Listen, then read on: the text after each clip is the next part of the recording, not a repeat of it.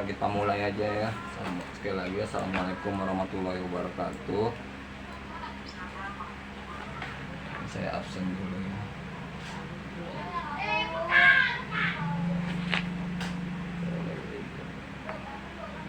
Ibu Laili baru masuk hari ini ya. Iya Pak, saya lengkap Pak, kemarin sudah lengkap.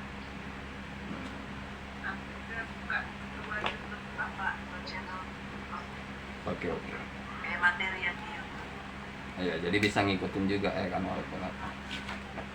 Mantap nggak Pak, bisa diulang-ulang. Ya kita mulai. Hari ini kita membahas masalah struktur organisasi penyelenggaraan pemerintahan daerah. Ya. Jadi organisasi penyelenggaraan pemerintahan daerah ini kalau kita lihat dalam berbentuk dinas-dinas, ya kan, dinas-dinas daerah sebagai unit operasionalnya. Kan jadi pemerintahan itu baik pusat maupun daerah itu mereka pasti tidak akan bisa bekerja sendiri mengatur seluruh masyarakat Indonesia. Akan tetapi mereka juga membutuh bantuan yang dibentuk dalam bentuk dinas-dinas. Seperti yang nangani kesehatan bukan juga presiden sendiri, ada Kementerian Kesehatan, ada dinas kesehatannya, ya kan. Untuk pekerjaan umum ada juga dinas-dinasnya terkait. Begitu juga yang lain-lain, semua ada dinas-dinasnya. Untuk apa? Untuk memudahkan bagaimana kinerja pemerintah pusat, tepatnya Presiden Republik Indonesia, sampai kepada masyarakat. Jadi bagaimana program-program pemerintah pusat, presiden pada intinya diterapkan ke gubernur, gubernur nyampaikan ke wali kota ke DPRD, sampai ke anggota-anggotanya, anggota DPRD itu langsung sosialisasi ke masyarakat. Jadi masyarakat tersentuh langsung oleh memang banyak. Saya nggak bilang banyak, ada juga beberapa anggota dewan yang khususnya ya di daerah saya nggak tahu di daerah lainnya, daerah saya sering sosialisasi. Dalam kurun waktu awal tahun sampai sekarang itu sudah ada 2 atau 3 anggota dewan turun untuk mendengar keluhan, membuka suatu apalah semacam pertemuan seminar gitu. Reses Pak. Iya, reses. Mereka minta dikumpulkan masyarakat 150, di situ kita ajukan keluhan apa yang terjadi, terutama di Kota Medan, di daerah-daerah tempat tinggal saya itu banyak masyarakat yang mengadukan masalah banjir kalau hujan, ya kan. Kalau hujan bisa yang hujan nggak berhenti itu bisa sampai selutut, itu kami ajukan. Tapi memang belum, saya rasa belum ada sosialisasi. Masalah lampu-lampu jalan juga kita ajukan. Banyak lampu jalan yang hanya berupa tiang tapi tidak menyala, lampunya tidak menyala. Diganti pun lampunya oleh masyarakat juga tidak menyala, berarti ada kerusakan di situ. Kami sudah sampaikan juga belum ada penanganan. Inilah gunanya.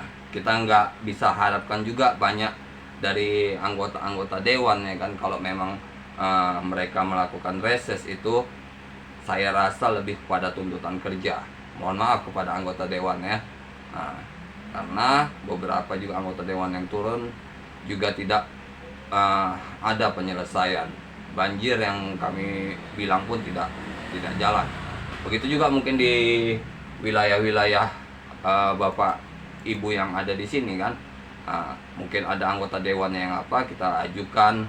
Bahkan saat pertemuan itu, reses itu, saya juga sudah rekam, masukkan ke YouTube, saya tag wali kota Medan, saya tag DPRD Kota Medan, juga tidak ada tanggapan. Gimana makanya kita hanya bisa berharap bagaimana selanjutnya. Kita nggak bisa apa-apa, ya kan. Selanjutnya di sini untuk wilayah perkotaan ada 3 macam organisasi pemerintahan daerahnya. Yang pertama, wali kota dengan posisi yang lemah. Bagaimana ini wali kota dengan posisi yang lemah? Wali kota dengan posisi yang lemah ini lebih kepada, kalau kita lihat itu wali kota hanya sebatas jabatan, ya. Wali kota hanya sebatas jabatan. Kita tidak bilang di apa ya, ini karena menurut pendapat ahli, jadi di seluruh dunia ya, tidak di Indonesia. Ini menurut pendapat Graham Junior dan Hayes. Nah, jadi bukan pemikir Indonesia.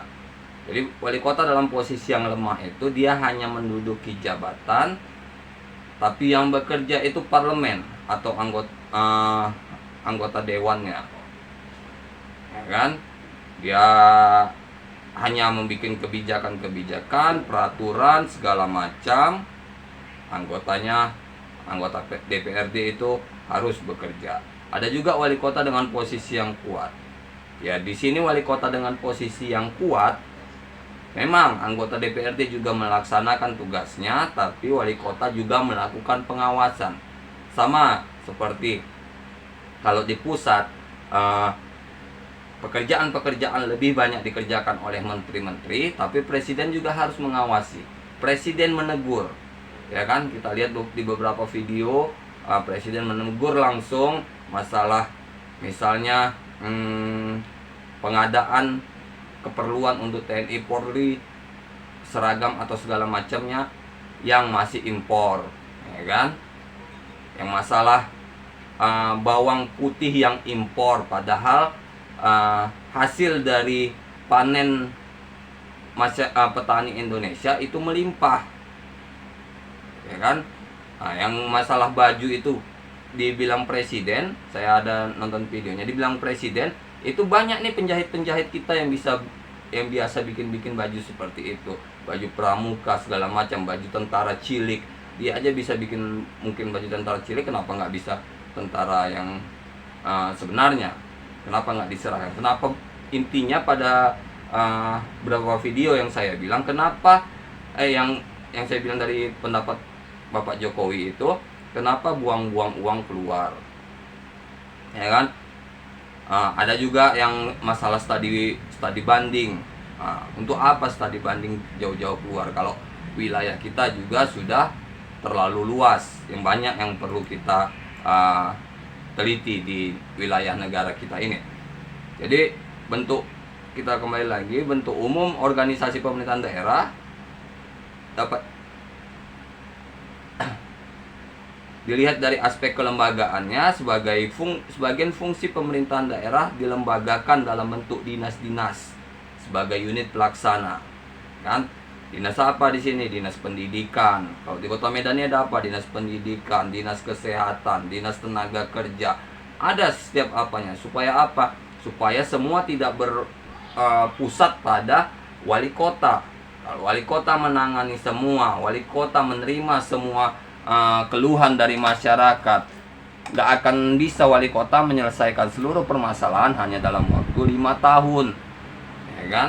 Begitu juga presiden, dari Sabang sampai Merauke nggak akan mungkin diselesaikannya dalam waktu 5 tahun kalau nggak dibantu menteri, kalau nggak dibantu gubernur, nggak dibantu wali kota. Itu harus saling bekerja sama lah, kalau saya bilang saling bekerja sama antar struktur pemerintah, sehingga semuanya saling melengkapi dan saling mengisi akan kelebihan dan kekurangan yang ada dalam sistem pemerintahan, sehingga pemerintahan dapat berjalan lancar, ya kan? Tapi di sini terdapat kecenderungan unit-unit dalam sekretariat wilayah daerah berperan sebagai unsur operasional, pelaksana fungsi-fungsi, sehingga mengurangi peran dari dinas itu sendiri, kan? Apa nih maksudnya? Bahwa kita lihat banyak juga nih anggota-anggota yang di masyarakat ternyata anggota dinas yang banyak bekerja sendiri, ya kan, tanpa melibatkan. Bagus, tapi kadang yang bagusnya mereka bawa sendiri, ya kan. Giliran ada masalah balik ke dinas. Itu yang harus diperhatikan, ya kan. Kalau memang mau anggota dinas, misalnya dinas kesehatan, misalnya bekerja di dinas kesehatan, Bapak Ibu bekerja di dinas kesehatan, ingin membantu masyarakat di wilayah tempat tinggal, ya bantu masyarakat tapi dengan nama sendiri, jangan bawa nama dinas, ya kan? Karena kan Bapak Ibu sebagai tenaga kesehatan misalnya udah ada nih surat surat izin prakteknya, ya kan? Jadi nggak usah bawa-bawa nama dinas, nggak usah jual-jual pekerjaan kita. Sama seperti yang udah disinggung oleh Bapak Kapolri misalnya, jangan jual-jual atribut kepolisian jika di jalanan, karena itu sangat tidak baik. Jadi di sini juga ada pemekaran dari lembaga-lembaga dengan alasan peningkatan pelayanan terhadap masyarakat. Kan tetapi di sini terjadi beberapa masalah kalau dibilang. Terjadi pemekaran pekerjaan. Jadi lembaga lebih banyak, orang yang bekerja lebih banyak, otomatis pengeluaran lebih banyak. Kan tetapi hasilnya sama saja atau tidak mengalami peningkatan. Hal ini yang perlu dievaluasi. Inilah peran dari pemerintah daerah dan pemerintah pusat bekerja sama untuk mengevaluasi setiap pekerjaan, setiap triwulan, setiap semester itu harus ada laporan-laporan ke pusat dari wali kota, gubernur ke presiden, ke pusat. Harus ada. Jadi di mana perkembangan, di mana penurunannya, itu akan dicarikan solusi untuk agar wilayah itu dapat berkembang. Jadi pemerintahan daerah sekarang walaupun sudah otonomi, jangan mentang-mentang otonomi, wilayahnya banyak pemasukan, misalnya dari tambang segala macam, jangan mau bekerja sendiri. Ya, jangan mau mengelola wilayahnya sendiri. Kenapa? Nanti kalau ada masalah, ujung-ujungnya lari ke pemerintah pusat, ya kan? Itu harus segala sesuatunya laporan harus. Apalagi saat sekarang ini banyak ini pengawas-pengawas. Ada BPK, pengawas keuangan, ada KPK. Ini di setiap tindakan aparatur pemerintah, aparatur sipil negara, ASN ini dipantau apanya, segala macam kegiatannya, ya kan, mulai dari nomor ponselnya, akun media sosialnya ini dipantau. Makanya apa yang dilakukan ASN ini selalu dalam pantauan supaya terarah mana yang menjadi target pemerintah dalam pengembangan daerahnya dapat terjalin dengan yang semestinya, tidak melenceng ke sana kemari. Sisi lain juga menonjol dari pemerintah daerah dewasa ini dilihat dari aspek kelembagaan adalah kurang sesuainya otonomi dan kelembagaan. Nah, ini gimana? Adanya pelaksanaan tugas-tugas yang adanya peraturan yang dibuat oleh pemerintah daerah tidak sesuai dengan pelaksanaan yang dilakukan di lapangan. Ini banyak. Jadi targetnya tidak tercapai. Ya, inilah gunanya pengawas. Pengawasan itu harus dilaksanakan. Ya, untuk bapak-bapak, ibu-ibu yang ada di anggota dewan, inilah yang harus ditegakkan, harus diperhatikan lagi gimana pelaksanaan peraturan wali kota, peraturan gubernur, ketetapan DPRD misalnya dapat betul-betul terlaksana, ya kan? Jangan mau hanya sekedar foto atau video yang berasal dari anggota dewannya itu, misalnya reses misalnya, atau ada wali kota melakukan kunjung kerja ke masyarakat. Jangan hanya foto atau video dari mereka saja, tapi kenapa tidak dicari foto atau video yang berasal dari masyarakat? Biasanya yang berasal dari masyarakat itu lebih netral, ya kan? Tidak dibuat-buat. Kebanyakan, saya tidak bilang di mana dan siapa orangnya, kebanyakan foto atau video yang dibuat untuk laporan kerja itu lebih banyak itu adalah hanya kebutuhan kerjaan. Ya, hanya kebutuhan kerjaan, bukan yang memang mereka lakukan. Ya, saya nggak bilang orangnya atau lembaganya. Saya hanya sebatas akademik di sini kan, jadi kita nggak boleh bawa orangnya. Seharusnya ada pendekatan yang dilakukan untuk mengarah pada penyeragaman yang jelas, kurang akomodatif, ya kan? Harus ada nih penyeragaman yang mau dikerjakan, yang mau dicapai di wilayah-wilayah kerja wali kota misalnya. Harus ada target yang sama antar kecamatan misalnya.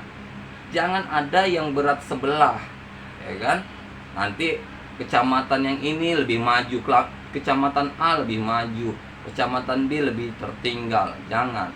Kalau memang wali kota ingin melakukan peningkatan harus seragam dengan semua kecamatan di wilayah kerjanya. Kenapa? Nanti akan jadi kecemburuan sosial dalam masyarakat, sehingga ada mosi tidak percaya terhadap wali kota atau pemimpin daerah. Analisis terhadap beban atas dasar perhitungan intensitas dan ekstensitas pelayanan masyarakat yang diberikan oleh pemerintah daerah di masa sekarang. Kan? Ini kita bisa juga lihat bagaimana pelayanan oleh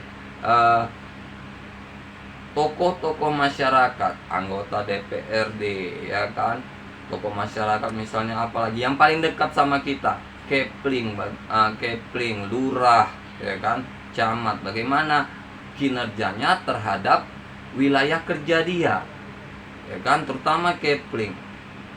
Ada enggak perhatiannya terhadap masyarakat situ? Ada tidak perhatiannya terhadap kegiatan masyarakat, ya kan? Jangan pula Kepling hanya sebatas jabatan. Masyarakat merasa tidak punya Kepling, hati-hati. Nah, jadi kalau nanti kalian dikasih amanah jabatan Kepling, gak usah kalian sibuk-sibuk cari apa, yang penting dengar keluhan masyarakat, buat forum-forum masyarakat, ya kan, forum berkumpul segala macam. Jadi apa tujuan atau program kerja pemerintah dari mulai wali kota sampai ke masyarakat, walaupun tidak wali kotanya turun langsung, ya kan. Tapi kan misalnya Kepling ini kan sudah dapat rincian kerja yang harus dilakukannya terhadap masyarakatnya, dikasih dari kantor lurah setempat, kantor lurah dapat dari kecamatan misalnya, kecamatan dapat dari kantor wali kota. Ini harus, jangan pula masyarakat merasa tidak dianggap atau tidak ada pejabat yang memperhatikan mereka. Hati-hati, sekarang masyarakat lebih kritis lagi, ya kan. Dia nggak senang sedikit tulis di media sosial game, ya kan, di tag pemerintah, di tag presiden, kementerian, lembaga, dinas, game. Hati-hati, kita ini membahas dari sistem pemerintahan daerah. Nah, sini juga ada strategi pengembangan institusi-institusi pemerintah yang perlu mendapat prioritas untuk diperkuat. Nah, ini ada harus pengembangan. Misal apa? Kalau dalam masa COVID ini misalnya apa? Dinas kesehatan harus dipantau terus perkembangannya. Bagaimana dinas kesehatan ini dapat menjangkau seluruh masyarakat agar terhindar atau yang sudah terkena COVID dapat disembuhkan. Kan? Jadi harus ditingkatkan. Mana yang perlu, itu yang harus ditingkatkan. Ini dalam sebentar lagi akan menghadapi bulan suci Ramadan. Berarti dinas agama, kementerian agama yang ada di daerah, gimana mengkoordinir umatnya agar tertib dalam beribadah, agar maksudnya tidak terlalu beramai-ramai yang tidak perlu. Beramai-ramai kita boleh dalam hal apa? Ibadah, ya kan? Ibadah karena misalnya sholat malam, sholat tarawih atau sholat malam itu kita jamaah di masjid. Ya hanya sebatas sholat itu. Kalau memang ada tadarus Quran laksanakan. Kalau enggak, ngapain kumpul-kumpul, istirahat, ya kan? Ini juga nanti menjadi kinerja dari pemerintah daerah untuk mengawasi dari peringatan pemerintah pusat akan COVID yang Omikron ini. Memang sudah Presiden Jokowi sudah membebaskan untuk dilakukan sholat jamaah di masjid, tapi kita tetap harus menjaga diri juga, jangan sampai terjadi penyebaran COVID, ya kan? Jadi keberadaan organisasi pemerintah tetap masih sangat dibutuhkan masyarakat, ya kan? Bayangkan kalau tidak ada organisasi pemerintah, bayangkan nggak ada organisasi pemerintah di daerah-daerah, nggak ada kantor lurah, nggak ada kantor camat, kalian ngurus apa-apa, misalnya ngurus KTP, kalian harus ke dinas kependudukan, ya kan? Nggak ada kantor lurah, nggak ada kantor camat, ngurus KTP ke dinas pendudukan. Jadi satu kota Medan yang di wilayah kerja dinas kependudukan itu semua ngurus ke situ, ngantrinya bisa lebih panjang, ya kan? Jadi jangan bilang ada suatu lembaga yang sia-sia.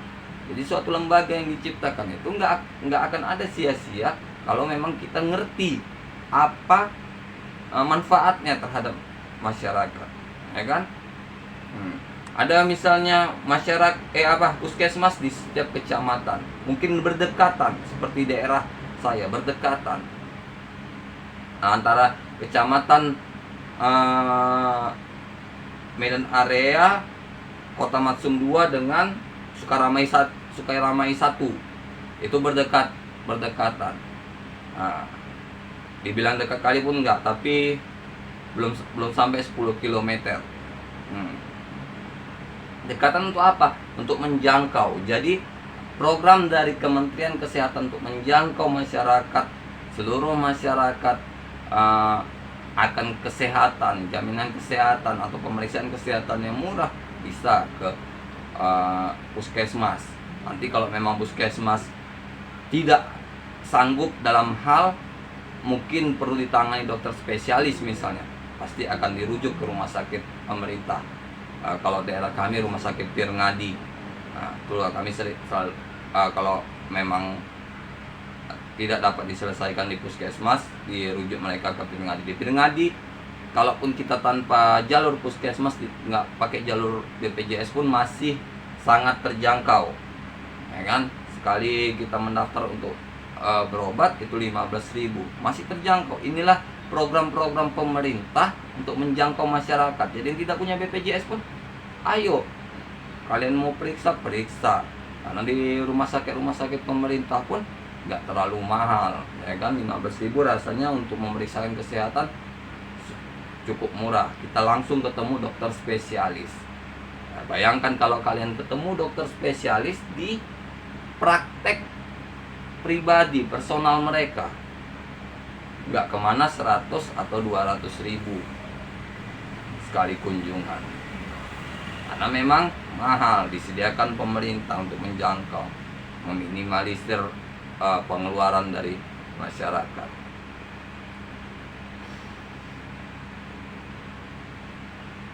Organisasi pemerintah daerah di Indonesia secara umum sumber daya aparaturnya sulit dikategorikan sebagai sumber daya manusia yang profesional, ya kan? Kenapa? Ini bisa kita lihat banyaknya aparatur dari sumber daya yang ada di pemerintahan Kota Medan yang hanya sebatas kerja, ya kan?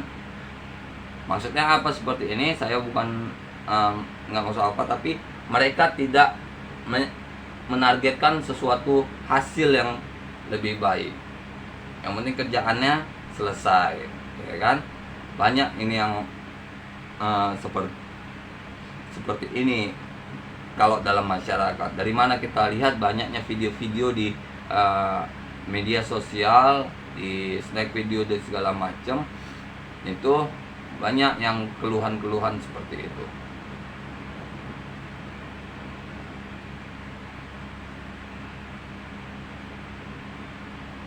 Konsekuensi penyerahan berbagai urusan pemerintahan daerah otonomi tingkat 2. Ada 6 hasil penelitian di dalam bidang ilmu pemerintahan daerah ini. Yang pertama, implikasi organisasi kebijakan desentralisasi dan otonomi daerah, khususnya dengan adanya proyek percobaan otonomi daerah tingkat 1 atau provinsi, adalah terjadinya poliprofesi organisasi karena bertambahnya jumlah dinas-dinas Dati 2 menyusul penyerahan sebagian besar urusan pemerintahan yang sebelumnya dilaksanakan oleh instansi vertikal yang ada di Dati 2 kabupaten kota yang bersangkutan. Nah, jadi ini udah dalam masa otonomi ini, program pemerintah itu tidak hanya di tingkat 1 tapi tingkat 2. Kalau dulu di tingkat 1, nah, jadi kalau yang di desa-desa, kalau mengurus apa-apa harus ke kotanya. Sekarang sudah dipermudah. Di tingkat 2 pun sudah bisa menangani segala macam keperluan masyarakat. Jadi nggak perlu lagi apa. Inilah daerah percontohan yang pertama. Yang kedua, penyerahan banyak urusan pemerintahan kepada Dati 2. Jadi dalam program ini ada penyerahan pekerjaan, urusan atau pekerjaan kepada pemerintahan daerah tingkat 2. Kenapa? Apa hasilnya? Itu dapat menyebabkan bertambahnya beban keuangan yang harus dipikul oleh Dati 2 yang bersangkutan. Ya kan? Nih, banyak yang dari provinsi dioper ke Kota Medan yang seharusnya dilaksanakan, misalnya provinsi dioper untuk diselesaikan Kota Medan, akan tetapi anggaran tidak ditambah. Ini yang akan jadi masalah, ya kan? Karena setiap suatu kerjaan itu, suatu program itu pasti butuh dana, pasti, ya kan? Dalam penyelesaiannya butuh dana, bukan suatu pekerjaan itu bisa selesai begitu saja. Minimal kalaupun tidak keluar dana, ya transport anggota pemerintah yang turun ke lapangan itu, ya kan? Karena kalau nggak ada transport, ya kita lihat sendiri sekarang jarang orang mau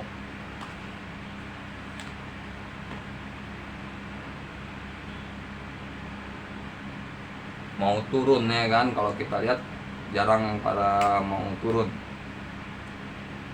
Saya sekalian ngabsen tadi ya. Ada juga pengelolaan sumber daya yang belum terintegrasi dengan program aktivitas pemerintah Dati 2 karena masih dikelola secara sentralisasi sektoral. Ya, ini banyak ini. Seperti apa misalnya? Seperti misalnya, ya kita lihat seperti Freeport misalnya. Freeport itu pengelolaannya banyak kepada pemerintah pusat, ya. Jadi masyarakat setempat, masyarakat Papua merasa tidak menikmati hasil dari Freeport itu, padahal bumi mereka yang dikeruk untuk Freeport itu. Dan inilah yang menjadi masalah, yang kekayaan alam mereka dikelola oleh pemerintah pusat, tapi wilayah mereka juga tertinggal, jauh tertinggal. Ya, banyak nih di beberapa daerah yang menghasilkan. Selanjutnya, sudah ada upaya penyederhanaan sistem dan prosedur pelayanan masyarakat. Sudah ada ini. Ini pun juga sudah saya alami sendiri. Penyederhanaan prosedur dalam pengurusan di pemerintahan daerah. Ini memang ada. Kalau dulu kita mengurus KTP harus melalui kepling atau petugas pemerintah kita di setempat, ini enggak, kita bisa langsung ngurus kantor lurah ke kantor camat. Kantor camat akhirnya kantor lurah hanya minta surat pengantar langsung ke kantor camat. Kantor camat kita urus 14 hari kerja keluar. Saya ganti KTP semalam karena KTP saya buram. Nah, saya juga ganti kartu keluarga juga iya, karena mengeluarkan nama orang tua saya yang sudah meninggal, sekaligus ganti kartu keluarga dari biru ke putih. Itu saya lakukan juga 14 hari kerja selesai, ya kan. Itu sendiri dilakukan langsung, nggak melalui orang-orang lain. Jadi saya lakukan sendiri tanpa keluar biaya. Itulah penyederhanaan di sini dari sistem pemerintahan. Jadi bukan kalau dulu kita mungkin ada yang terkena biaya, ya kan. Nah, istilahnya uang jalan, uang capek, uang apa segala macam. Tapi sekarang dalam sistem pemerintahan daerah sekarang sudah diawasi. Bahkan ada di setiap kecamatan. Saya rasa setiap kecamatan, ya, kecamatan saya ada di Kecamatan Medan Area, itu ada telepon, ada nomor WhatsApp. Kalau ada yang meminta bayaran di kecamatan ini, silakan hubungi nomor ini. Pengawasannya sudah sampai daerah, ya kan. Inilah gimana ketakutan pemerintah akan tindakan-tindakan curang di daerah yang jauh dari pengawasan. Ini ada jenis kepemimpinan yang dominan di dalam organisasi tingkat 2. Apa ini? Yaitu kepemimpinan yang lebih bersifat birokratik. Nah, kepemimpinan yang lebih sifat kepada birokrasi tertentu, kepada misalnya partai politik, segala macam. Ada kepentingan partai politik yang lebih diutamakan dari kepentingan masyarakat misalnya. Nah, itu yang menjadi masalah, ya kan? Karena tidak terlalu diawasi. Kalau dia misalnya di Jakarta dekat dengan KPK, dekat dengan BPK, jadi kantor-kantor lurah misalnya, kantor-kantor desa yang ada di sana, yang dekat ke sana, akan takut untuk melakukan kecurangan, ya kan?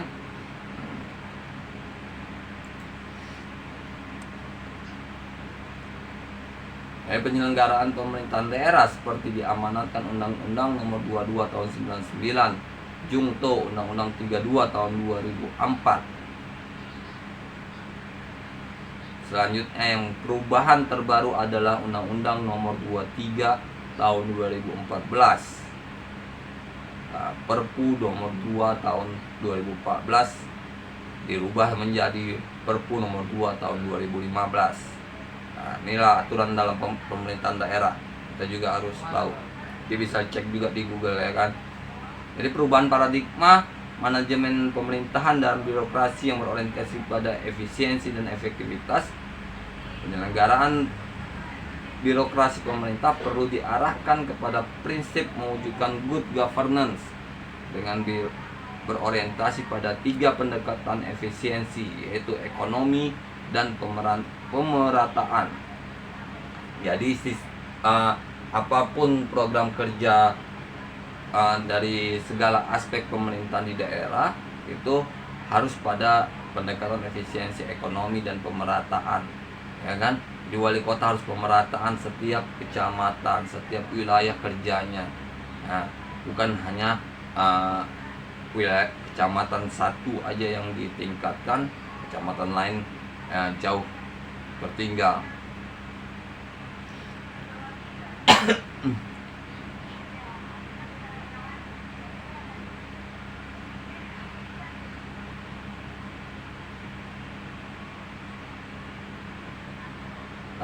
Karakteristik umum organisasi pemerintahan daerah dalam Undang-Undang Pemerintahan Daerah. Pertama, daerah diberi peluang untuk menyusun organisasi sesuai dengan kebutuhan dan kemampuan masing-masing. Sini daerah dapat menyusun segala bentuk birokrasi, ya, lembaga-lembaga yang dibutuhkan untuk pengembangan daerahnya, diberi kebebasan, ya kan, apa yang mau dibentuk.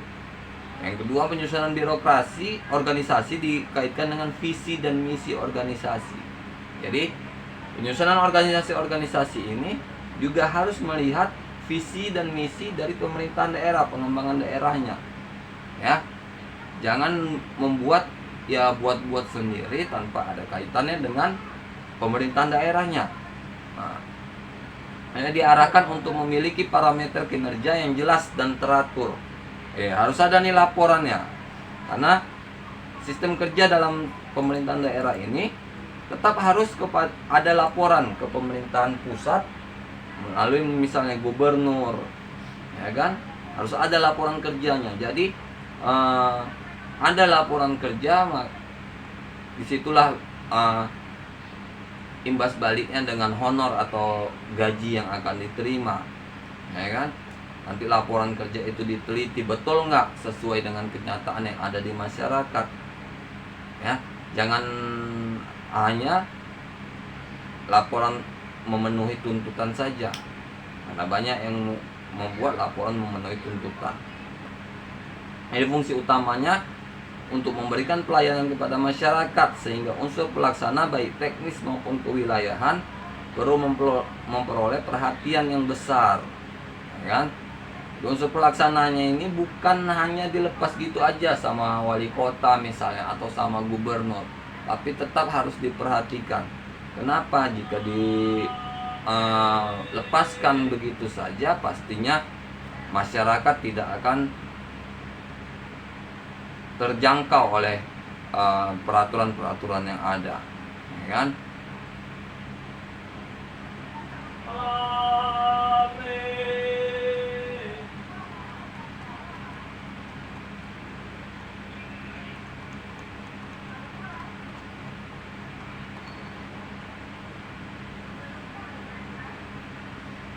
Selanjutnya ada kepemimpinan di daerah. Kepala daerah sebagai sosok yang memiliki kewenangan yang sangat luas harus menyadari perlunya kepemimpinan yang efektif agar penyelenggaraan pemerintahan daerah dapat mencapai sasaran yang sesuai yang ditetapkan. Nah, ini apa maksudnya? Diharapkan kepala daerah itu tidak hanya sebatas jabatan, tapi bekerja dengan melakukan pengawasan apakah birokrasi di bawahnya bekerja dengan baik, berjalan dengan baik. Jika tidak, dapat melakukan tindakan-tindakan perbaikan, mengganti kepala dinasnya misalnya, segala macam. Ini banyak dilakukan di Kota Medan pun, wali Kota Medan Bapak Bobi pun banyak melakukan sidak-sidak ke daerah, ya kan? Efektivitas kepemimpinan kepala daerah merupakan ukuran keberhasilan pencapaian suatu tujuan atau apa yang dicapai dibandingkan dengan kesenjangannya tidak terlalu jauh. Jadi efektivitas kepemimpinan ini dilihat dari kemajuan masyarakatnya. Apakah masyarakatnya mengalami kemajuan atau tidak, atau kemunduran, atau tetap, ya kan? Di mana dilihat ini? Kalau yang di Indonesia dilihat dari angka kemiskinan, angka pengangguran dan segala macamnya, ya kan? Misalnya pengangguran 10%, di tahun berikutnya jadi 6%, berarti peningkatan kinerja, ya. Kalau yang di awal tahun 10, tahun berikutnya 15, berarti penurunan. Di mana dana yang disiapkan pemerintah untuk mengatasi pengangguran misalnya, ya kan? Itulah yang perlu dilihat. Jadi bukan hanya laporan kerja yang foto-foto yang dikirim, ya. Jadi data-data dari lembaga survei juga dibutuhkan,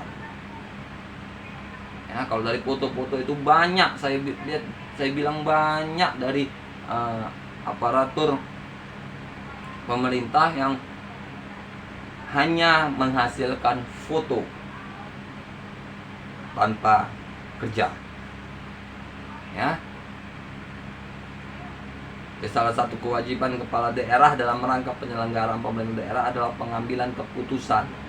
Jadi di daerah kita ini, wali kota itu adalah pengambil keputusan, ya. Jadi apapun tindakannya dia yang ngambil keputusan. Nah, wali kota anggota legislatif ingin turun, tetap dia harus kasih keputusan. Nah, bukan mereka mau turun-turun aja. tetap anggota legislatif itu tetap memberi laporan dulu kepada wali kota, minta izin dulu. Karena gimana pun tindakan mereka kembali kepada wali kota. Jadi kalau ada masalah pun nanti wali kota juga yang dicari.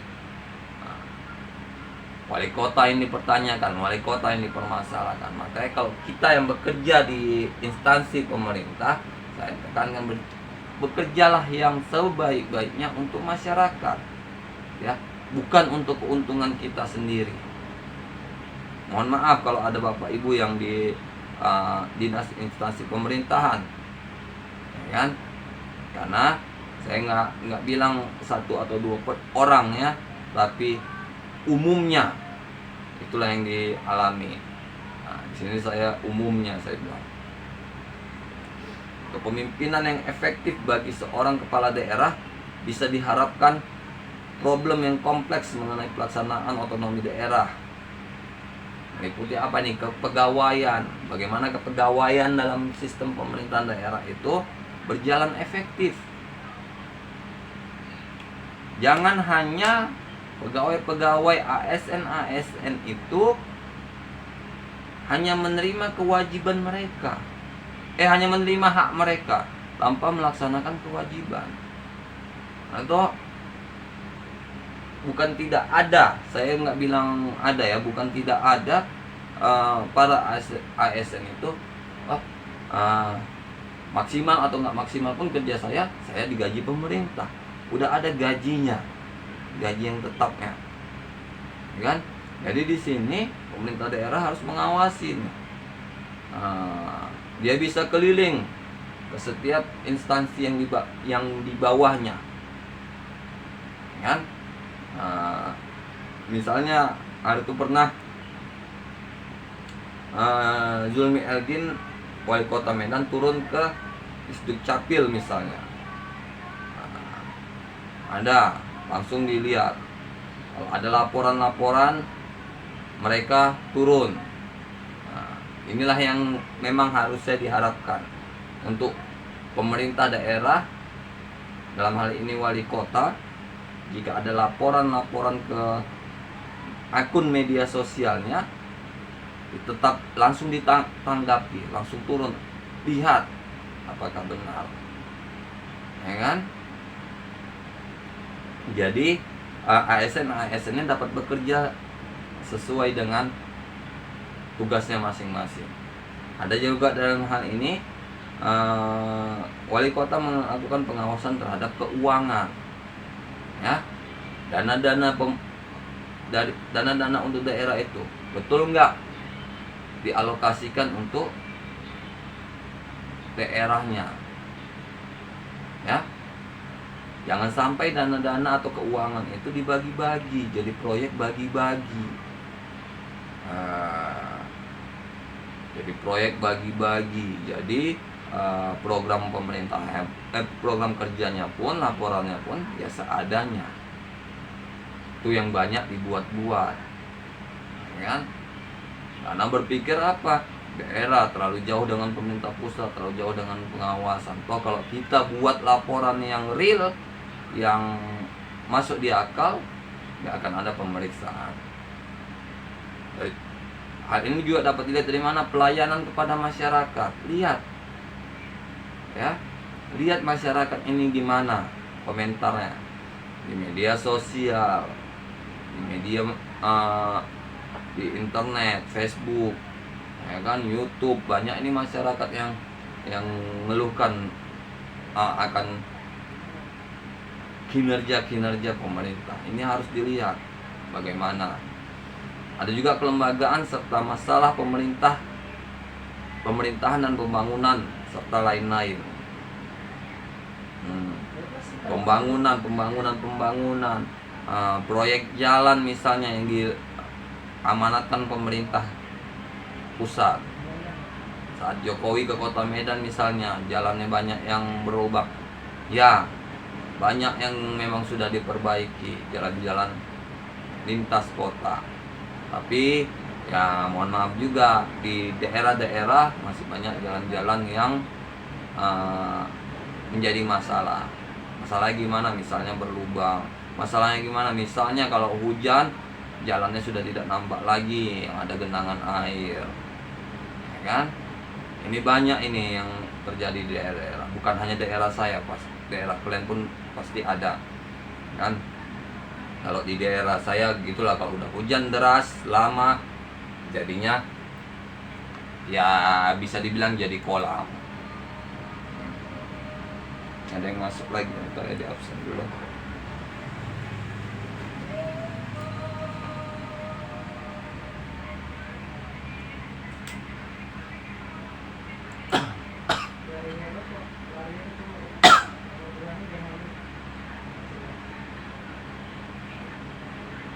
Di sini kita lihat luasnya kewenangan pemerintahan daerah. Saat ini juga kompleksnya permasalahan pemerintahan, baik dari aspek kelembagaan, kepegawaian, keuangan, pelayanan masyarakat, dan lain-lain.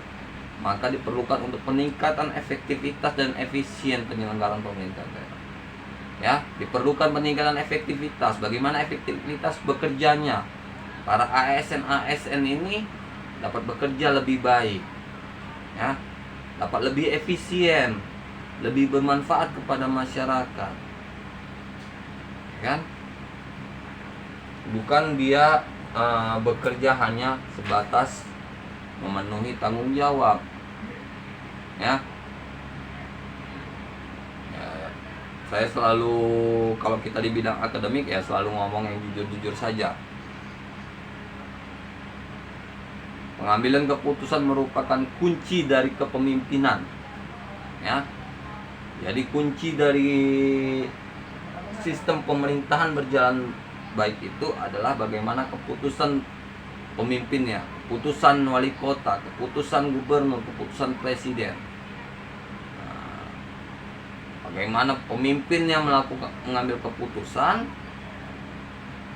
dibarengi dengan pengawasan dan sanksi yang tegas jika melakukan pelanggaran, misalnya mutasi, pemberhentian, dan segala macam, harus tegas supaya program-program yang direncanakan dapat berjalan dengan baik, kan? Ya, bukan hanya sebatas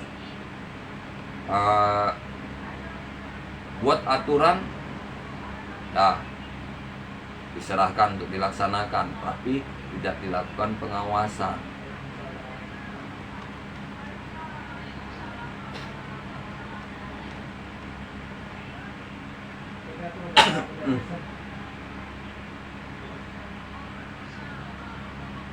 Efektivitas kepemimpinan memberikan contoh dalam pengambilan keputusan. Salah satunya melalui pendelegasian wewenang kepada bawahan.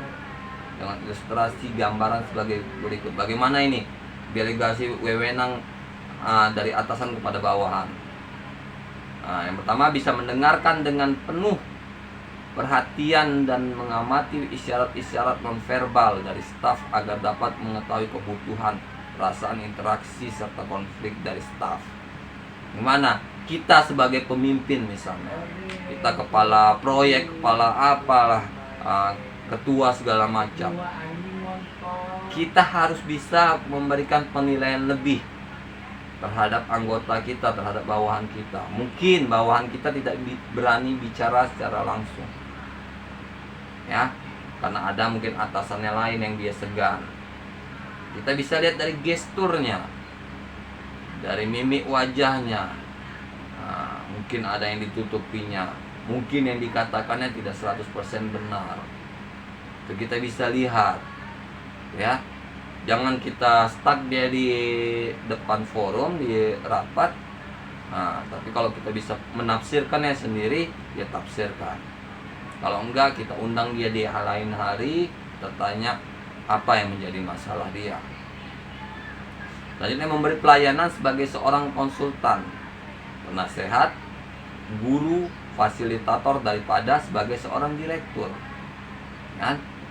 Kita kalau sebagai seorang pemimpin, jangan menempatkan kita sebagai seorang direktur atau manajer, tapi tempatkanlah kita di tengah-tengah anggota kita, tengah-tengah bawahan kita. Sebagai apa? Sebagai konsultan. Apa konsultan ini? Kita yang mendengar mereka. Ya, apapun masukan mereka, apapun kebencian mereka misalnya terhadap kita, kita terima. Kita juga bisa memberikan nasihat, memberikan masukan, motivasi, bisa bertukar pikiran. Jadi kita lebih dekat ke bawahan daripada kita menjadi pimpinan, menjadi atasan yang hanya memerintah, memberi sanksi. Ini bawahan kita banyak yang mengupat, mengutuk kita misalnya. Bapak tuh nggak tahu kerja, ibu itu nggak tahu kerja, taunya merintah-merintah aja, nggak tahu dia apa keinginan kami. Nah, hati-hati kalau hal ini. Juga kita harus terjun ke tengah-tengah masyarakat, ikut saat mereka bekerja, lihat, ya kan? Nanti kalaupun kita sering lihat, lama-lama kan mereka datangin sendiri, Bu, ini kurang, Pak, ini ada yang kurang. Jangan dilepas, jangan dikasih ke asisten kita misalnya. Jangan. Kalau kita lepas ke asisten kita misalnya, nanti ini para pekerja pun nggak akan mau. Karena nanti dipikir mereka, nanti cuma mentok sampai asisten aja, nggak juga sampai sama ibu bos, nggak sampai sama bapak bos. Ya kan? Jadi kita, kalau dalam pemerintahan daerah kita sebagai wali kota turun. Kalau sekarang kita dalam suatu kerjaan tertentu yang menaungi banyak karyawan atau banyak pegawai di dalamnya, maka kita juga harus turun di tengah-tengah mereka, mendengar apa keluhan mereka. Ya, kalau enggak, ya kalian hanya tahu perusahaan kalian bekerja dan menghasilkan. Yang lama-lama pekerja kalian pun nanti merasa bosan dan meninggalkan kalian, ya kan? Juga yang keempat, menetapkan sebuah suasana penyatuan untuk mengekspresikan perencanaan maupun gagasan. Ya, kita harus buat suasana-suasana di mana para pekerja kita, kalau dalam kerjaan ya, atau kita wali kota, bagaimana para ASN itu dapat santai dalam bekerja, ya kan? Buat satu hari terasa santai, bekerja tapi terasa santai. Jadi dapat mengeluarkan rencana-rencana baru dan gagasan tanpa ada tekanan. Mungkin kalau Senin sampai Kamis misalnya mereka penuh dengan tekanan kerjaan, Jumat beri keluasan waktu, kebebasan waktu, sehingga dapat mengemukakan ide-ide. Itu juga kalau di kerjaan kalian sebagai pemimpin, beri misalnya di hari Jumat kebebasan misalnya, jadi mereka bisa memberikan masukan-masukan. Pak, menurut saya lebih bagus seperti ini, Bu, lebih bagus seperti ini nih Bu, kalau dilakukan seperti ini mungkin lebih baik, ya kan? Tapi kalau kita beri sistem tegang dari Senin sampai Jumat, ketemu lagi Senin Jumat, sistem tegang dalam kerjaan, karyawan kita pun akan takut sama kita, kan? Akhirnya mendorong anggota untuk menangani kebutuhan yang akan pemeliharaan apa saja yang memproses masalah yang muncul di pertemuan anggota yang terbentuk. Jadi dengan kita seringnya bergabung ke pekerja kita, ke masyarakat misalnya kalau kita memimpin, jadi masyarakat ini atau pekerja kita pun kalau ada masalah-masalah kecil nggak ngelapor, ya kan? Kalau ada masalah kecil yang bisa mereka kerjakan, bisa mereka selesaikan sendiri, mereka nggak akan ngelapor, mereka akan usahakan bekerja sendiri. Tapi kalau kita bangsa tidak open, ya kan? Kita bangsa lepas terhadap gimana bawahan kita, gimana pekerja kita dalam melakukan pekerjaannya. Yakinlah, ada masalah kecil pun mereka akan lapor. Tapi kalau kita dekat ke mereka, kecil aja masalahnya mereka kerjakan sendiri. Yang keenam, lepaskan kontrol kepada stafnya. Nah, jangan dikontrol. Pekerjanya ini jangan dikontrol. Nah, kita memberikan pekerjaan si A misalnya, kerjamu ini, targetmu ini. Bisa lebih dari target itu lebih bagus. Dah. Selanjutnya jangan dikontrol. Diawasi boleh.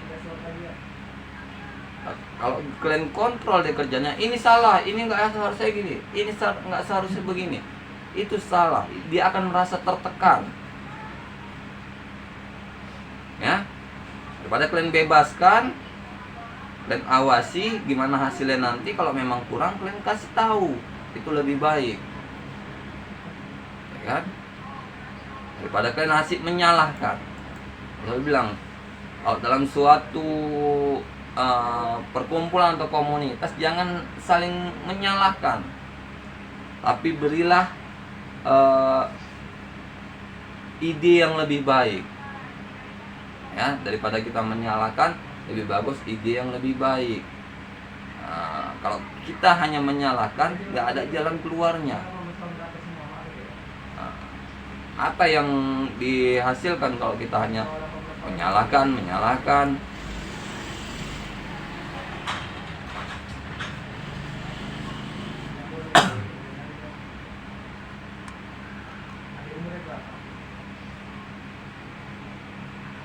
Penyelenggaraan otonomi daerah yang diharapkan memberikan manfaat yang besar dalam kehidupan masyarakat berbangsa dan bernegara, utamanya dalam menumbuh kembangkan kehidupan yang demokratis.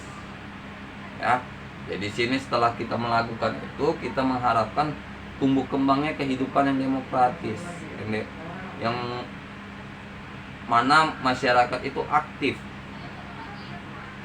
dalam mengawasi sistem pemerintahan, aktif jika ada pelanggaran melaporkan, ya kan? Nah, itu yang kita harapkan dalam sistem pemerintahan ini, bukan hanya berjalan saja, tapi nggak kita amati apa keluhan dari masyarakat. Dari masyarakat modern yang ditandai dengan perubahan ke arah perbaikan di semua aspek kehidupan masyarakat juga cenderung dituntut suatu kecepatan. Nah, jadi kalau yang masyarakat sekarang lebih kepada menuntut kecepatan. Kalau ada masalah sedikit aja, mereka buat di media sosial. Banyak yang ngeliat, banyak yang nge-like, banyak yang nge-share, cepat naiknya. Ya, apalagi kalian masukkan ke YouTube, kalian ngeluh akan sistem pemerintahan misalnya, banyak yang nge-like, banyak yang apa, naik videonya, cepat itu akan ditangani pemerintah. Maka ini masyarakat lebih kepada penyelesaian segera, ya kan? Penyelesaian segera, jangan para pekerja atau ASN itu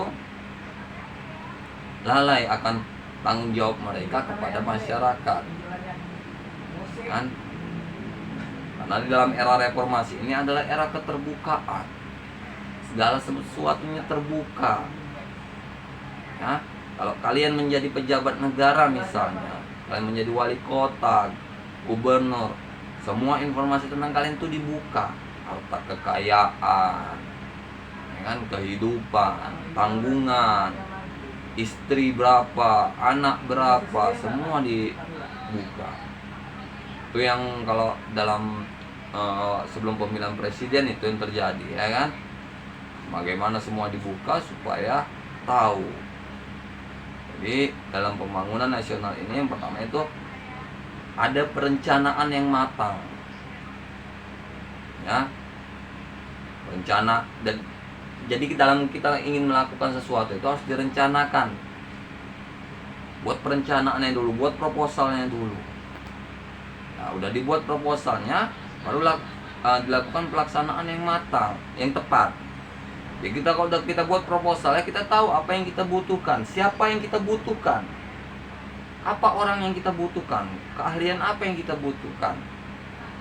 Nah, jadi pelaksanaannya tepat, nggak buang-buang waktu, nggak buang-buang biaya. Selanjutnya ada pengawasan yang ketat. Jadi kita serahkan kerjaannya itu, kita tinggal ngawasi. Ya, seperti yang tadi saya bilang ya kan, kita nggak perlu lagi mengkoordinir kerjaan. Kita serahkan misalnya kerjaan proyek A kepada si A misalnya. Udah kita serahkan dia, kita hanya mengawasi. Jangan lagi kita atur, seharusnya begini, seharusnya begini, seharusnya begini. Jangan. Dalam manajemen sumber daya manusia ini, kita sudah mengetahui bagaimana faktor sumber daya manusia yang ada. Banyak pilihan. Mau apa misalnya, mau arsitek, kita bisa banyak pilih arsitek di kota Medan misalnya. Melawan mau apa? Yang mengerti tentang teknik sipil kita bisa cari.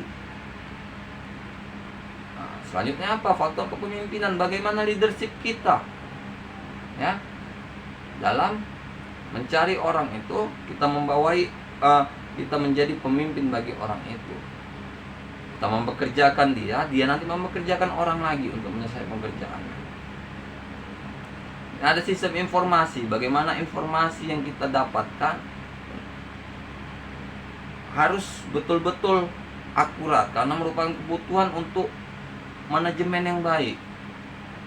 Kan kita harus cari informasi yang benar untuk manajemen yang baik, untuk keperluan perencanaan, pelaksanaan maupun pengawasan. Agar apa yang kita rencanakan bekerja sesuai sistem yang kita tetapkan.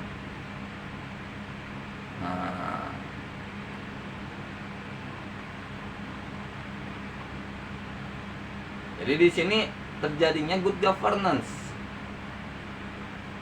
dalam penyelenggaraan pemerintahan yang baik. Jadi kita bahas good governance ini ya secara mendalam. Penyelenggaraan pemerintahan yang notabene menyangkut kepentingan masyarakat.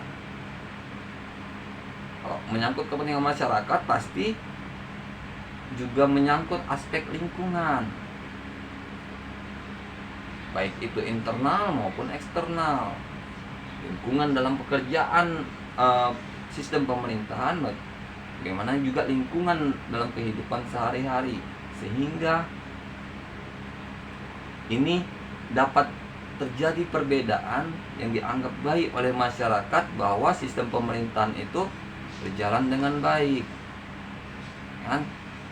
Jadi harus dilihat juga, karena banyak sekarang ini yang abai akan hal-hal seperti itu, sehingga masyarakat merasa kecewa dengan sistem pemerintahan yang ada.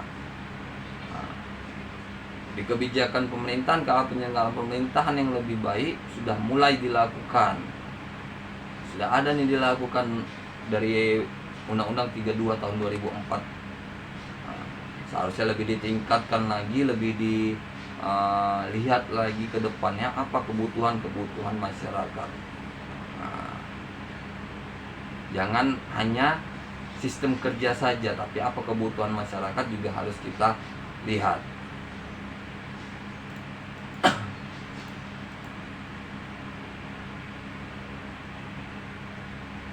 Oke, udah jam 5:16. Saya kira hanya sampai sini pertemuan kita.